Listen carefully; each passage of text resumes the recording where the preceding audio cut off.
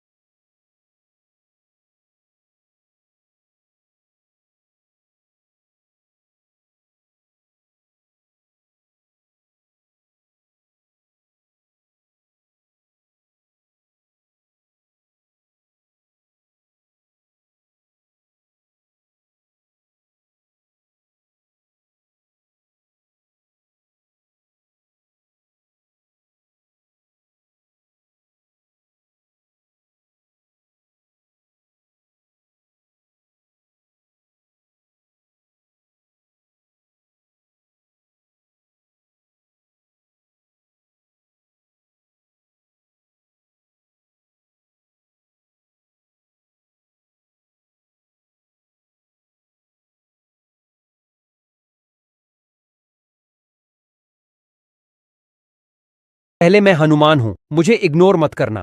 तुम इस वीडियो को लाइक करके चैनल को सब्सक्राइब करो, तुम्हारा हर काम सफल होगा। और जाते जाते कमेंट में मेरे प्रभु श्री राम का नाम लिख देना।